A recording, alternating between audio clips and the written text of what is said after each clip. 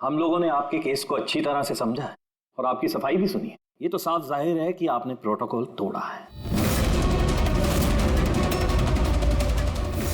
इससे पहले कि हम कोई निर्णय लें, अगर आप अपनी सफाई में कुछ कहना चाहते हैं तो कह सकते हैं। तो जब आप लोगों ने तय कर ही लिया कि हमने प्रोटोकॉल तोड़ा है तो मेरा बचा ही क्या है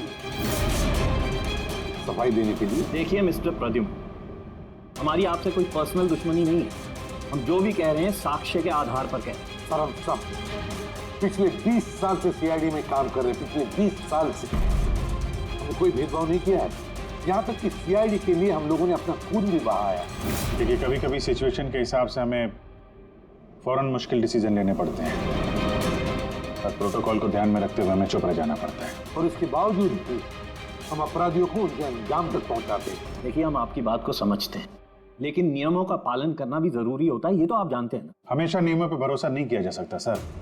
हमारा काम ही कुछ ऐसा है, सिचुएशन के हिसाब से हमें उसी समय तुरंत डिसीजन लेना पड़ता है। और जहाँ तक दया के केस का सवाल है, प्रोटोकॉल तोड़ने की जरूरत थी, वजह थी सर। दया एक जाबाज सीआईडी ऑफिसर है सर, सीआईडी के लिए कुछ भी कर सकता है। हम इसे ऐसे नहीं छोड़ सकते थे। इसके बावजूद भी अगर आप लोगों को लगता है कि हमने प्रोटोकॉल तोड़ा है, डिसिप्लिन तोड़ी है, तब जो भी सजा देंगे हमें मंजूर है।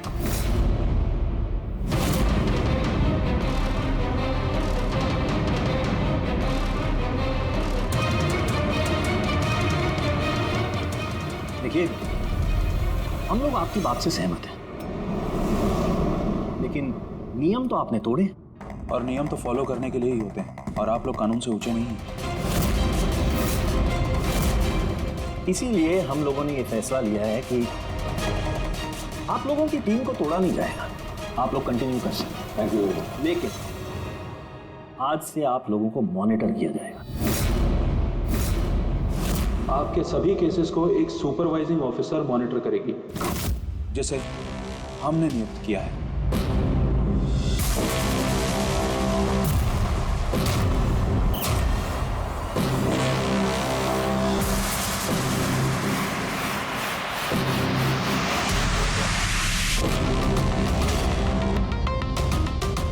हेलो, मेरा नाम शीतल है। आज से शीतल ही आपको मॉनिटर करेंगे।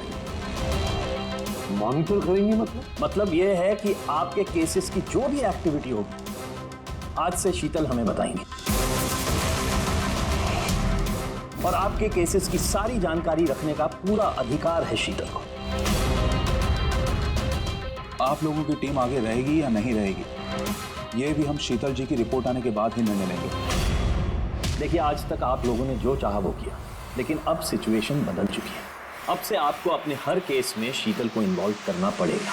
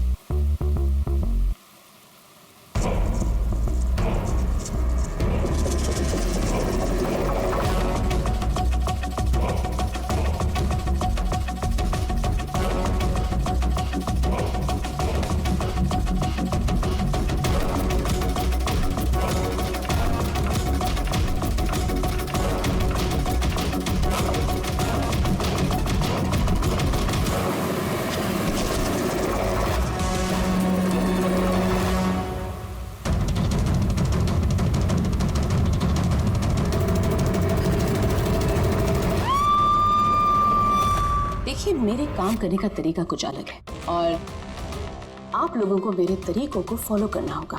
कुल मिला के आप ये कहना चाहती है कि अब से आप हमारी बॉस हैं? नहीं, I don't like the word boss. Boss कहना उचित नहीं होगा। देखिए, मैं यहाँ पर आई हूँ आपके केसेस को स्मूथली हैंडल करने और मैं चाहूँगी कि इसमें डिसीजन मेरा फाइनल है। देखिए, प्लीज़ नाराज़ होने की कोई ज़रूरत नहीं है, क्योंकि मैं बस ऑर्डर्स फॉलो कर रही हूँ। इनफैक्ट मेरे पास ऑर्डर भी है और इसमें तो साफ साफ लिखा है कि आज के बाद जो भी केस की इन्वेस्टिगेशन आप लोग करेंगे वो मेरे देखरेख में होगी। आपको मुझे लूप में रखना होगा और हर एक इन्वेस्टिगेशन केस की रिपोर्ट आपको मुझे देनी होगी। And that also includes forensic investigation. Well, इसमें ये भी लिखा है कि किसी भी सस्पेक्ट के साथ कोई भी फिजिकल वायलेंस करने से पहले आपको मुझे पूछना होगा। देखिए, हेलो एसीपी प्रद्युमन। अच्छा ठीक है, हम लोग आते हैं। ओके, दो खून हुए, हमें निकलना होगा। कितने जल्दी निकलेंगे आप? फाइंड आउट नहीं करेंगे कि वो कॉल फ्रॉड है कि नहीं, सचमुच ये मर्डर्स हुए हैं कि नहीं, ऐसे निकलेंगे? शीतल जी, आपसे बात करके अच्छा लगा, लेकिन दरअसल बात यह है कि दो खून हुए, इसलिए इन्वेस्टिगेशन के लिए जाना होगा। हाँ, आपको हम सब रिपोर्ट्स भेज देंगे। आपको लूप में जो रखना है, लेट्स गो।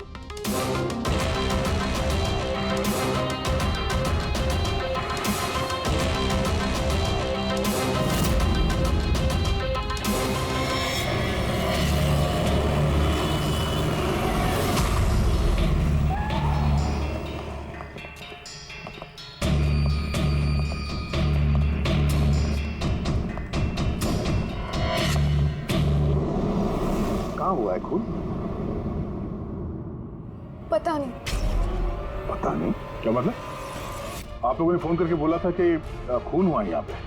दो खून हुए हैं, इसलिए मैंने आप लोगों को बुलाया। दो खून हुए? तो फिर खून हुए कहाँ? लाशें कहाँ है?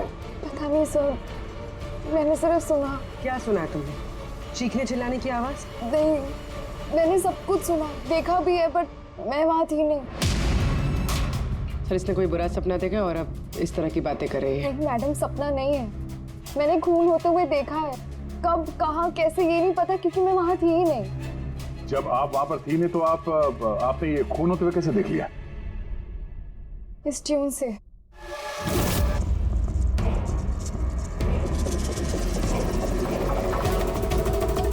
इस बीट में बहुत बारिश हो रही है, आसपास पेड़ है और एक टूटी हुई बोट भी है। ये ड्रम्स पे कोई उस आदमी को घसीट रहा है। ये वाली बीट पे वो आदमी उस पत्थर से वहां पे मार किया जा रहा है। तुमने ये सब देख लिया खून होते हुए, म्यूजिक का पीस सुनकर? कहीं अन्य ऐसा तो नहीं कि ये सब तुमने सोचा होगा, गेस किया होगा? सर, गेस नहीं किया, इस म्यूजिक में मुझे दिख रहा है। पर आन्या, म्यूजिक में खून होते हुए कैसे दिख सकता है? मैम, आन्या बीमार है इसलिए इस तरह की बात कर रही है। आप कौन?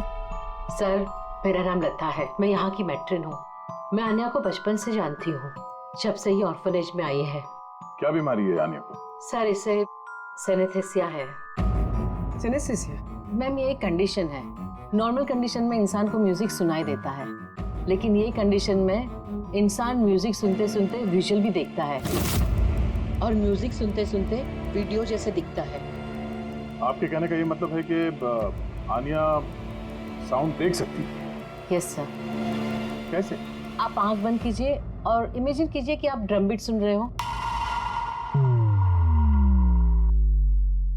लो, इमेजिन किया। आपको क्या दिखाई दे रहा है? ड्रम बीट की आवाज सुनाई दे रही है, पर मुझे कुछ दिखाई नहीं दे रहा है। ये नॉर्मल कंडीशन में होता है, लेकिन सिनेस्थेसिया में इंसान म्यूजिक के साथ जरूर कुछ ना कुछ देख सकता है, जैसे किसी इंसान को देख सकता है, रंग देख सकता है, या किसी भी चीज को देख सकता है। मतलब इस म्यूजिक के पीस को सुनकर तुमने ये खून होते हुए देखा? जी। तो मुझे लगता है कि आन्या जो म्यूजिक सुन के देख रही है वो सच में है नहीं, वो उसे विजुअलाइज कर रही है। जैसे हम लोग सर सपना देखते हैं, बट सपने में जो देखते हैं हम उसे विजुअलाइज करने लगते हैं, जबकि वो ऐसा होता नहीं। सर नहीं सर, जो मैं देख रही हूँ वो हकीकत है। जो मैं देख रही हूँ वो बहुत डरावना है, जैसे मैं टीवी पे किसी का मर्डर होते हुए देख रही हूँ। और दो अलग अलग म्यूजिक पे दो अलग अलग खून होते हैं, एक पत्थर से हो रहा और एक क्रोबार से। अन्या, दूसरे खून के बारे में बता सकती हो? ये खून कहाँ हुआ, उस खून के आसपास क्या है, खूनी कौन है, क्या कर रहा है?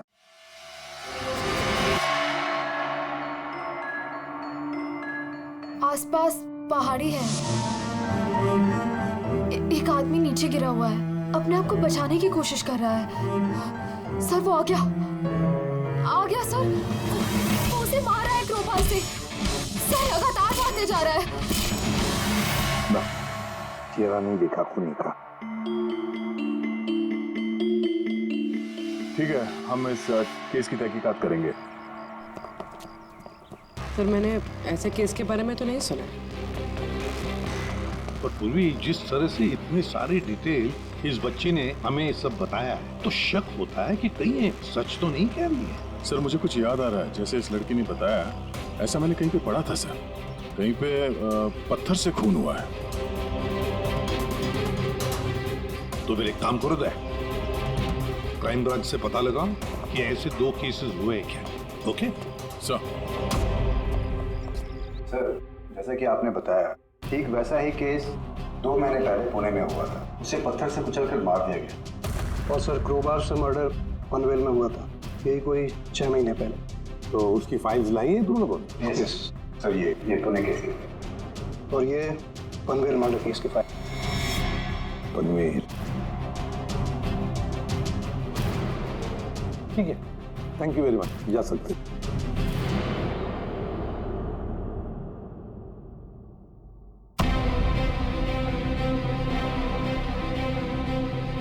मैंने खून होते हुए देखा है। आसपास पेड़ है और एक टूटी हुई बोट भी है। जो विजुअल देखा था ठीक वैसे ही है सर ये फोटो में। मतलब जो आन्या ने बताया वो सब सच है। कमाल है सर, इन दोनों हादसों के बारे में आन्या ने म्यूजिक सुनकर आज विजुलाइज किया, जबकि ये हादसे तो 6 महीने पहले और ये दूसरा तो 2 महीने पहले हो चुका है। ये कैसे हो सकता है? जो लड़की इस क्राइम सीन पे थी भी नहीं, उसने ये सब कुछ विजुलाइज कैसे किया? सिनेस्थेसिया की वजह से। मैं नहीं मानती। और बाय द वे ये सिनेस्थेसिया है क्या? और इसे डिफाइन करना थोड़ा मुश्किल है, लेकिन मैं कोशिश करता हूँ आपको समझाने की। देखिए होता क्या है कि जब आप किसी खास चीज को सुनते हैं तो उससे जुड़ी हुई तमाम यादें आपके दिमाग में आने लगती हैं। जैसे कोई खास व्यक्ति, कोई खास जगह, सब कुछ। यूँ समझिए एक तरीके से ये गंध आपकी मेमोरी को ट्रिगर करता है। लेकिन ये सिर्फ सिनेस्थेसिया की कंडीशन में ही होता है। इन केसेस में सुगंध की जगह म्यूजिक ने ले लिया। एग्जैक्टली। अब देखिए अन्या ने एक खास तरीके का म्यूजिक सुना। उस म्यूजिक पीस में एक जगह एक खास किस्म के इंस्ट्रूमेंट से उसे एक पेड़ की याद है, तो उसने एक पेड़ विजुलाइज किया। और दूसरे इंस्ट्रूमेंट में उसे आदमी। एग्जैक्टली। बस मुझे लगता है खूनी ने इस खून की घटना को किसी खास तरीके से म्यूजिक में कन्वर्ट कर दी। मतलब जब म्यूजिक बजे तो उस घटना से जुड़ी हुई तमाम चीजें, तमाम जगह मेमोरी में ट्रिगर होने लगे। लेकिन ये सब कुछ विजुलाइज वही कर सकता है जिसे सिनेस्थेसिया की बीमारी, और किसी में नहीं। और यही उस ऑर्फनेज की मेट्रन ने भी बताया। आप लोगों को ये सब कुछ अजीब नहीं लगता? जैसे भी है, केस को सुलझाना हमारा काम है।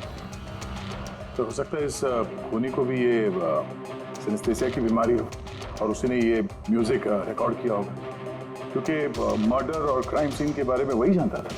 लेकिन पता कैसे चलेगा कि ये म्यूजिक कंपोज करके किसने अपलोड किया होगा, और उसे ढूंढेगा कैसे सर? रेडी, इंटरनेट खोलो, देखो इंटरनेट पर ये पर्टिकुलर म्यूजिक पीसेस जो दोनों केस में हैं वो कहीं पर है क्या।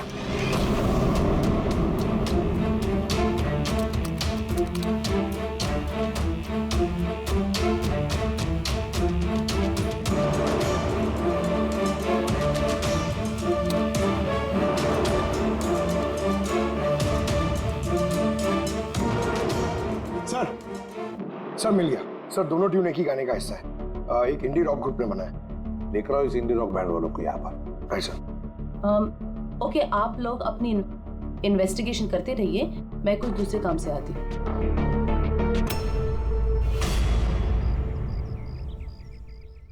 अन्या, मेरा नाम शीतल है। मुझे आपसे कुछ बातें करनी थी, क्या हम बात कर सकते हैं? आन्या, देखो आन्या, आई प्रॉमिस ज्यादा वक्त नहीं लूंगी, सिर्फ 5 मिनट।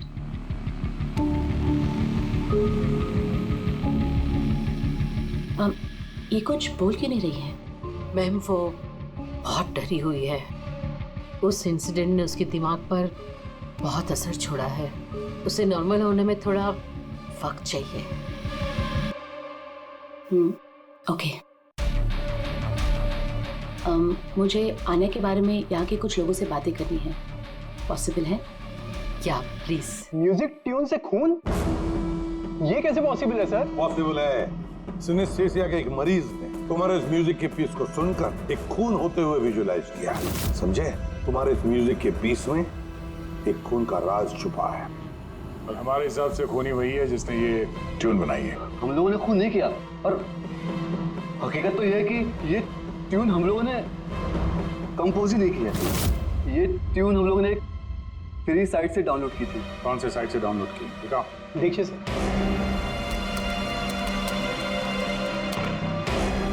ये देखिए सर। सर ये ट्यून हमें पसंद है, इसलिए हमने डाउनलोड करके अपने गाने में डाल दी। किसने अपलोड की थी ये ट्यून इस साइट पर? सर ये गुमनाम है, एनोनिमस। एनोनिमस। हमें इस एनोनिमस को ढूंढना है। मैम ये हमारा स्टाफ है।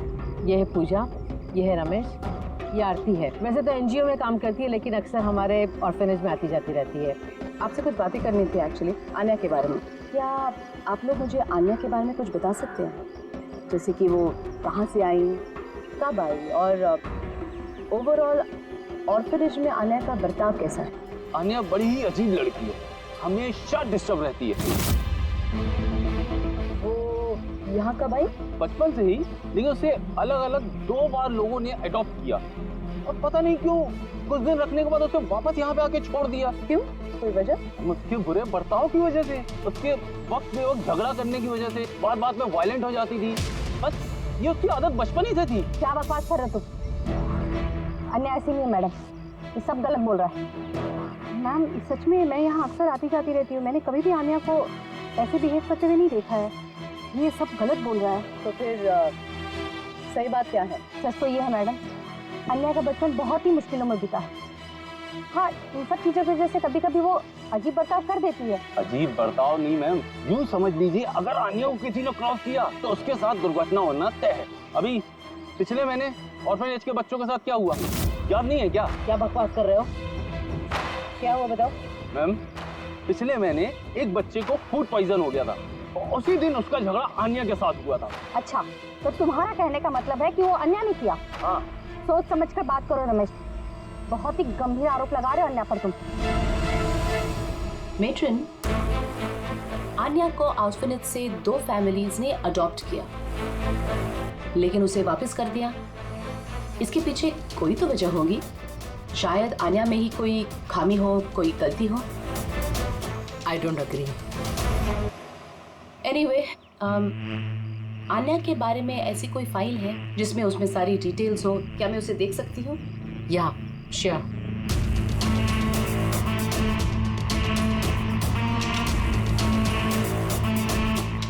ये लीजिए। Thank you.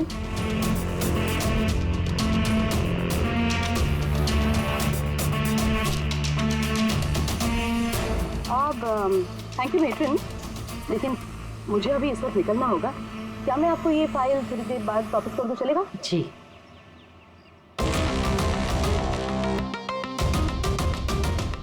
हेलो, मुझे जिन जिन लोगों को सिनेस्थीसिया है ना, उन टाइप के लोगों से मिलना है और कुछ जानना है उनके बारे में। इन तीनों लोगों को सिनेस्थीसिया है। एक मिनट, आपको कुछ दिखाना चाहती हूँ मैं।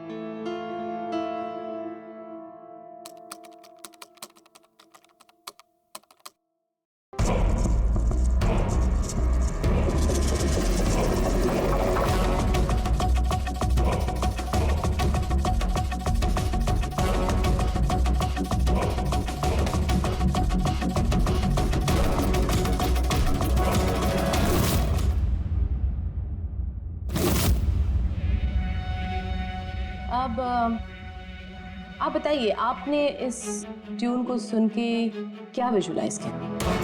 मैम, मैंने एक बहुत बड़ा घास का मैदान देखा जहाँ पे एक गाय घास खा रही थी और सूरज साफ दिख रहा था।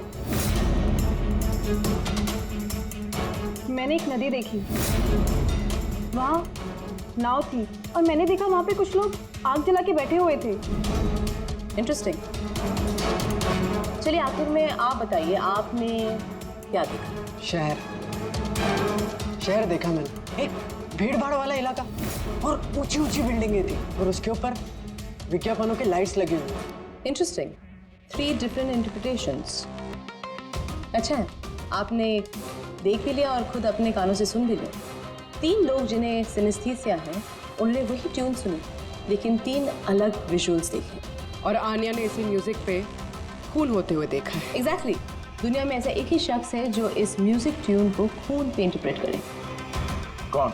खुद खूनी, और वो खूनी और कोई नहीं, आन्या। ये आप क्या कह रही थी? आन्या बेगुनाह है। देखिए एसीपी साहब, केस सबूत पे सॉल्व होता है, भावनाओं पे नहीं, और मैं भावनाओं में बहने की गलती नहीं करती। मैं ऑर्फनेज गई थी और वहां जाकर पता चला कि आन्या को 2 फैमिलीज ने अडॉप्ट किया था, लेकिन बस कुछ ही दिनों बाद उन दोनों फैमिलीज ने आन्या को वापस ऑर्फनेज छोड़ दिया। और वो 2 लोग वही थे जिसका मर्डर हुआ, जिसने आन्या को अडॉप्ट किया।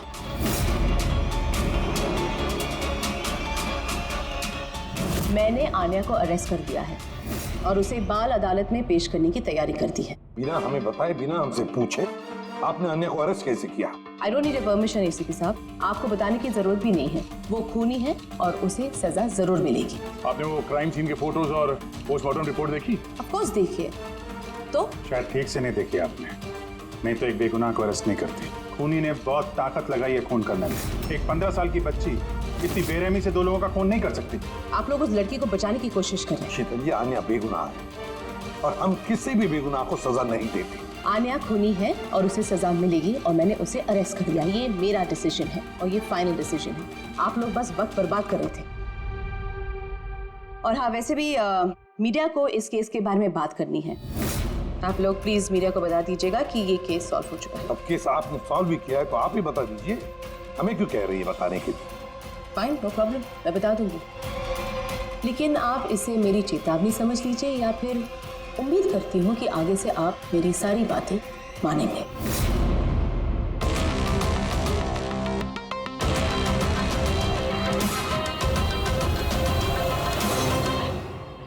आप लोगों को जानकर बहुत खुशी होगी कि ये केस सॉल्व हो चुका है। मैम, कौन है खूनी? खूनी एक 16 साल की लड़की है जिसका नाम आन्या है।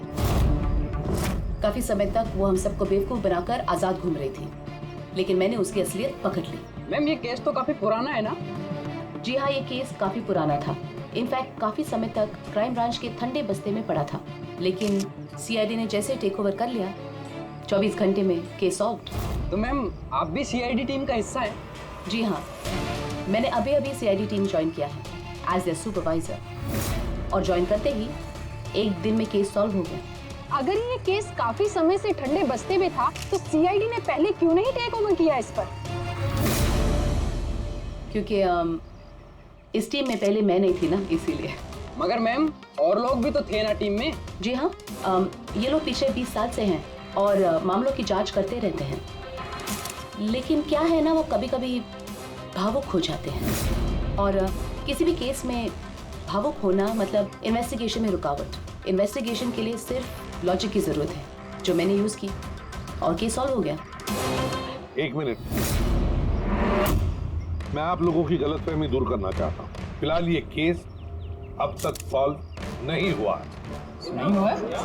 अभी तो बोला था केस सॉल्व हो गया। सर, अभी इस केस में बचा ही क्या है? खूनी तो पकड़ा गया। जी नहीं, खूनी अभी भी पकड़ के बाहर है। मगर मैडम तो कह रही है कि खूनी वो लड़की है। ऐसा मैडम को लगता है। हमारे तहकीकात के हिसाब से शायद वो लड़की बेगुनाह है। सर, तो फिर असली खूनी कौन है? इन्वेस्टिगेशन हो रही है, बहुत जल्द सच क्या है आप लोगों के सामने आ जाएगा। I am sorry, no more questions, वक्त नहीं है। Thank you so much for coming. Thank you. आप लोगों की हिम्मत कैसी हुई मीडिया के सामने मेरी इंसल्ट करने की? आपका ये बर्ताव रिकॉर्ड में लिया जाएगा and trust me, there will be consequences. खूनी को पकड़ने में थोड़ा जोर लगाना पड़ेगा, क्योंकि शीतल कदम कदम पे रुकावट डालने की कोशिश करेगी सर। अभिजीत, पहले ये पता लगाना पड़ेगा कि अन्या जिस वक्त खून हुआ उस वक्त कहां पर थी। हमें एक टीम पुणे भेजनी पड़ेगी पूरी तरह से तहकीकात करने के लिए, और दूसरी टीम वैसे ही पनवेल में। आप सबकी जानकारी के लिए बस मैं यही बताना चाहूंगी कि अन्या को सिनेस्थीसिया है और खून भी उसी ने किया है। उसने हमें काफी समय तक अंधेरे में रखा, लेकिन हमने उसे अब पकड़ लिया है और बहुत जल्द उसे जुवेनाइल कोर्ट में पेश करने की तैयारी की है।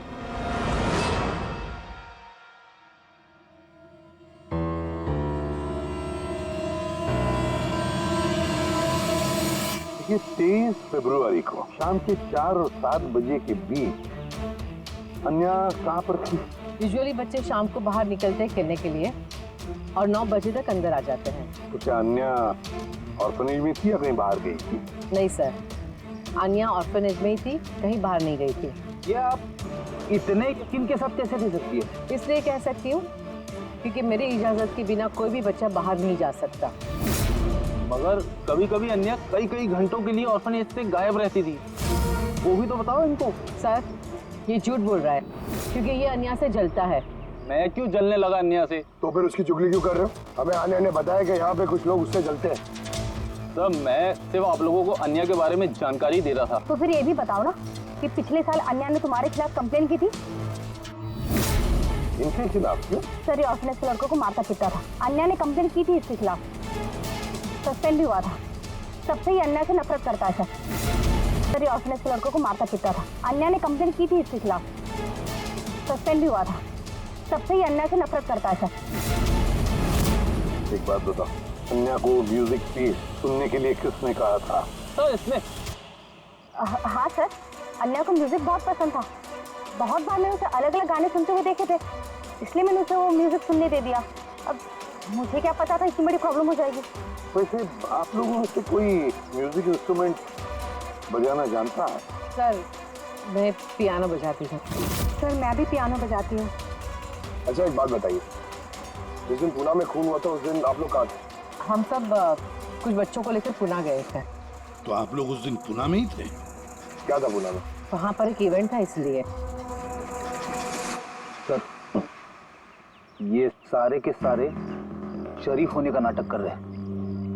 काम करते हैं, इन सब के कंप्यूटर चेक करो, देखो क्या किसी ने वो म्यूजिक का पीस बनाया और अपलोड किया है, क्योंकि जिसने भी ये म्यूजिक पीस बनाकर अपलोड किया है ना, वही खूनी हो सकता है।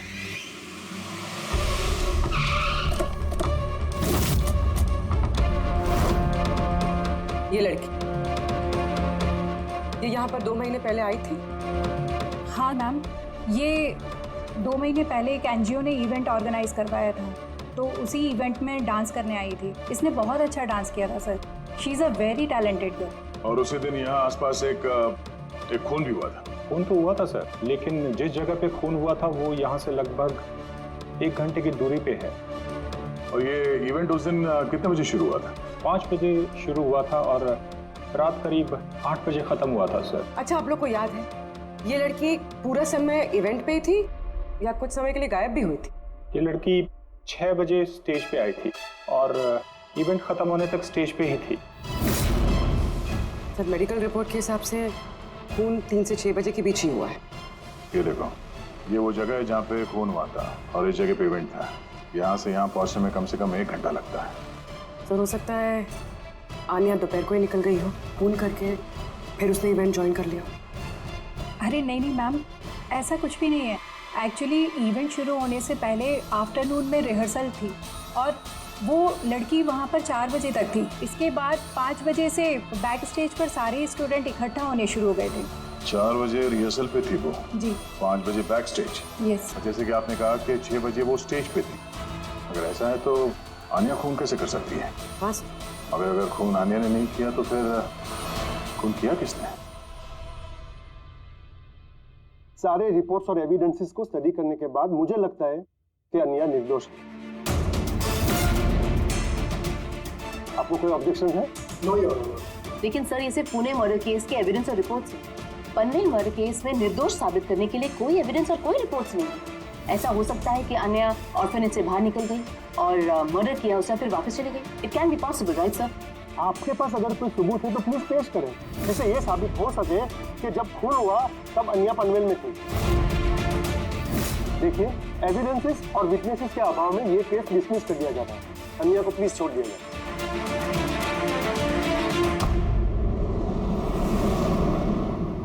हाँ फारूकी, क्या पता चला? हाँ बस समझ लो, इस केस की चाबी मिल गई। और शीतल ने डेमोन्स्ट्रेट करके बताया था कि सिनेस्थीसिया के 2 अलग अलग मरीज एक ही जैसा म्यूजिक सुनने के बाद अलग अलग तरीके से इंटरप्रेट करते हैं। हाँ बॉस, मैंने अपने दोस्त से जानकारी की जो इस मामले का एक्सपर्ट है। उसने मुझे कुछ अलग ही बात बताई। नई बात क्या पता चली सर? ऐसे 2 मरीज जो सिनेस्थीसिया के ही पेशेंट हैं, एक जैसा म्यूजिक सुनने के बाद भी एक जैसा रिएक्ट करते हैं। ये हो कैसे सकता है सर? हो सकता है पूर्वी, अगर 2 मरीजों के बीच में खून का रिश्ता हो तो हो सकता है। बस शीतल ने जो बताया वो भी सही था, लेकिन पूरी तरह से सच नहीं था। कुछ रेयर केसेस में ऐसा भी होता है जैसा मेरे दोस्त ने बताया। हाँ, मगर दोनों मरीज एक ही परिवार के हो तो चाचा, ताऊ या भाई भी हो सकते हैं। नहीं, इमीडिएट फैमिली मेंबर ही होना चाहिए, जैसे माँ बाप, भाई बहन। वो क्यों? ऐसा इसलिए फ्रेडी क्योंकि एक जेनेटिक बीमारी है। बस मैंने मेडिकल जर्नल में से कुछ आर्टिकल्स निकाले, आइए आपको दिखाता हूँ। और भी कोई है जो अन्या जैसे उन दोनों ट्यूब्स के ऊपर वैसा ही विजुअल देखता है जो अन्या देखती है? मैं आप लोगों का कैसे शुक्रिया अदा करूं? आप लोगों ने मुझे जेल जाने से बचा लिया। हमने सिर्फ वही किया जो हमारी ड्यूटी है, गुनहगारों को सलाखों के पीछे और बेगुनाहों को आजादी। पर गुनहगार है कौन? तुम्हारा कोई रिश्तेदार। मेरा फैमिली मेंबर? हाँ, जो कि जिस तरह के विजुअल्स तुम्हें आ रहे हैं उस तरह के विजुअल्स उसी को आ सकते हैं जिसके साथ तुम्हारा खून का रिश्ता हो, और उसी ने ये इस तरह का म्यूजिक बनाया। पर सर, मेरा फैमिली मेंबर कैसे हो सकता है? मैं तो अनाथ हूँ ना। है कोई जिसे तुम नहीं जानती? तो जानना भी नहीं चाहती। बचपन से मेरा सपना था कि मेरे परिवार वाले आएंगे और मुझे अपना के लेके जाएंगे, हम खुशी खुशी साथ रहेंगे। और अब आप लोग बोल रहे हो वो कोई खूनी है। हम तुम्हें बस वही बता रहे हैं जो हकीकत है। सर, ये आनिया के नाम का पैकेज आया, दरवाजे के बाहर रखा था।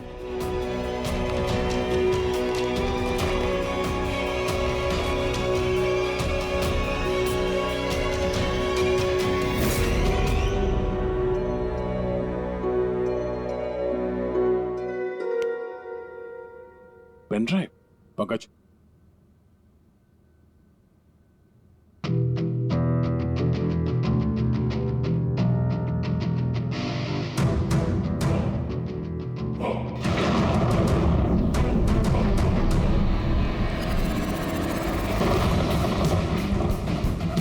मुझे घर दिखाई दे रहा है, बहुत बिजली खड़क रही है, कोई औरत घर के अंदर भाग रही है और एक झूला भी है वहाँ। कोई उस औरत के पीछे क्रोबार लेके भाग रहा है। और क्या? वो उसे क्रोबार से मारा। किस औरत को मार रहा है? पता नहीं। पर इसमें तो एक नोट भी है। आनिया, ये तुम्हारा फ्यूचर है। इसमें जो हुआ है ठीक तुम्हारे साथ वैसे ही हो, और इसे कोई नहीं रोक सकता। म्यूजिक के हिसाब से जो आने ने देखा, कोई उस औरत को मारने वाला है, और एक घर है, घर के सामने बिजली कड़क रही है और झूला है। और सर, खूनी ने खून क्रोबार के साथ किया। अभी तक हमें लगता था कि खूनी पहले खून करता है और फिर म्यूजिक बनाता है, पर यहाँ तो उल्टा है। पहले खूनी मर्डर प्लान करता है, फिर म्यूजिक बनाता है और फिर म्यूजिक के हिसाब से खून करता है। मुझे मरना नहीं है, प्लीज मुझे बचा लो। आनिया, घबराओ मत, तुम्हें कुछ नहीं होगा, हम लोग हैं ना तुम्हारे साथ। सबसे पहले उस खूनी को ढूंढना होगा किसी भी हाल में। अगर खूनी आनिया के परिवार वालों में से कोई है तो उसे ढूंढेंगे किसे? ढूंढने के लिए हमें पहले ये पता करना पड़ेगा कि 16 साल पहले आनिया को ऑर्फनेज में लेके कौन आया था? शायद उसे पता हो आन्या के परिवार के बारे में। आपको कुछ याद है कौन था वो जो आन्या को यहाँ छोड़ गया था? नहीं, याद तो नहीं है। 16 साल पहले कोई उसे बाहर छोड़कर चला गया था।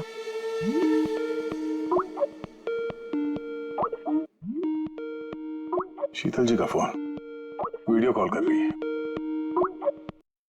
हेलो। मैंने बस यही बताने के लिए आपको फोन किया कि वो लड़की खूनी है। वक्त बर्बाद मत कीजिए और प्लीज उसे गिरफ्तार कर दीजिए। शीतल जी, कोर्ट ने फैसला सुना दिया और कोर्ट का फैसला क्या है वो आपने भी सुना। इस कोर्ट के चक्कर में आप वक्त बर्बाद कर रहे हैं। प्लीज, आप लोग गलत हैं और आपको ये बात मान लेनी चाहिए। सर ये वही घर है। वही घर? कौन सा घर? मैंने जो अभी देखा ना, वो जहाँ खून होने वाला है, वो पेड़, झूला, वो यही था सर। वो किस जगह की बात कर रही है लड़की? शीतल जी, इस वक्त आप कहाँ पर हैं? मैं इस वक्त अपने घर के बाहर हूँ। और कौन? आपकी जान को खतरा है। क्या बात कर रहे हैं आप ऑफिसर? मेरी जान को खतरा है? मुझे कौन मारेगा? देखिए शीतल जी, खूनी ने आपको मारने के लिए म्यूजिक कंपोज किया है जिसे उसने हमें भेजा है और उस म्यूजिक के हिसाब से आपके घर की लोकेशन। क्या बच्चों जैसी बातें कर रहे हैं आप ऑफिसर? मुझे डराने के लिए आप सब कह रहे हैं ना? और प्लीज, मैं डरने वाली नहीं हूँ। और ये सब आप इसीलिए कह रहे हैं क्योंकि मैं आपके केस के खिलाफ हूँ। शीतल जी, इसके बारे में हम बाद में भी बात कर सकते हैं। मेरी बात ध्यान से सुनिए। आप अभी इमीडिएटली घर के अंदर जाइए, खिड़की दरवाजे सब अंदर से बंद कीजिए और जब तक हम लोग वहाँ पे नहीं पहुँचते आप प्लीज किसी के लिए दरवाजा मत खोलिएगा। मतलब? मैं आपको बाद में समझाता हूँ। अभी मैंने आपसे जो कहा वो कीजिए प्लीज, जल्दी।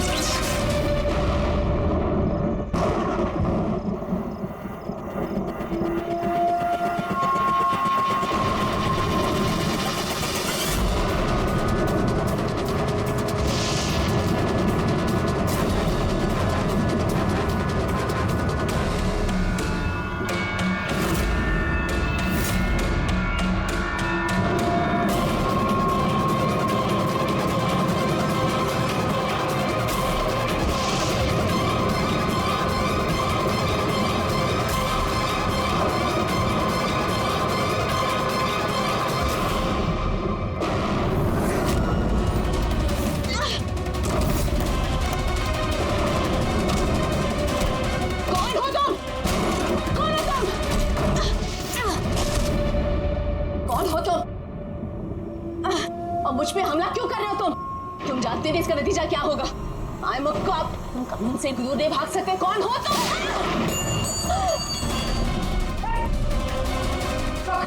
शीतल जी, आप ठीक है? क्या ऑफिसर?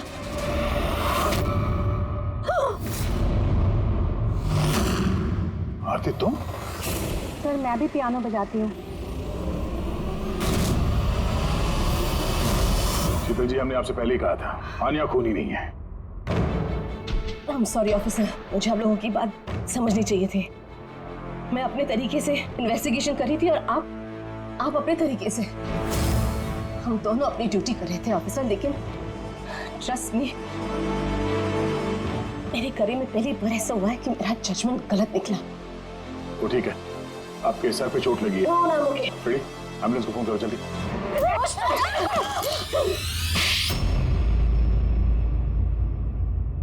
शीतल जी पे हमला क्यों किया तुमने? अपनी बेटी को बचाने के लिए। कौन सी बेटी को बचाने? आन्या को। आन्या मेरी बेटी है। शीतल उसको जेल भेजने पर तुली थी, इसीलिए मैं उसको सबक सिखाना चाहती थी। और खून क्यों किया? 17 साल पहले जब मैं प्रेग्नेंट थी, मेरे पति मुझे मेंटल असाइलम में छोड़ दिए क्योंकि मैं दिमागी तौर से बीमार थी। वहां मैं 15 साल रही। मगर क्या? मगर मेरे पति ने मेरी ममता का गला घोंट दिया। कैसे? आन्या वहां पैदा हुई, पर उसे मुझसे छीन लिया गया। 15 साल बाद जब मैं बाहर आई तो मुझे पता चला कि मेरे पति मर चुके हैं, पर आन्या कहाँ है मुझे कुछ पता नहीं था। वो जिंदा भी है या नहीं ये भी मैं नहीं जानती थी। मैंने कई ऑर्फनेज में ढूंढने की कोशिश की उसे, वो कहीं नहीं मिली। आन्या के बारे में कैसे पता चला तुम्हें? 6 महीने पहले जब मैं इस ऑर्फनेज में आई तो मुझे आन्या की केस फाइल मिली। मुझे पता चला कि आन्या को 2 लोगों ने अडॉप्ट किया और फिर उसे वापस छोड़ दिया। पर जैसे ही मुझे पता चला कि आन्या को सिनेस्थेसिया है और वो सब कुछ देख सकती है जो मैंने म्यूजिक पे प्लान किया था, तो मुझे रियलाइज हो गया कि आन्या मेरी बेटी है। इसीलिए मैंने उन दोनों को मार दिया। मुझे उन लोगों से नफरत है जो अनाथ बच्चों को अडॉप्ट करते हैं और फिर वापस उन्हें छोड़ देते हैं। मैं आन्या को मिलकर सब कुछ बता देना चाहती थी, लेकिन आप लोगों की तहकीकात की वजह से मैं रुक गई, क्योंकि मुझे लगा कि आप लोग आन्या पे शक करेंगे। इसीलिए मैंने लेटर भेजकर आप लोगों का ध्यान दूसरी तरफ मोड़ने की कोशिश की, लेकिन आप लोगों ने मेरे प्लान को चौपट कर दिया। इस बेटी को पाने के लिए तुमने 2 लोगों को जान से मार दिया। अब जिंदगी भर उस बेटी से दूर रहना पड़ेगा तुम्हें, सलाखों के पीछे काल कोठरी में।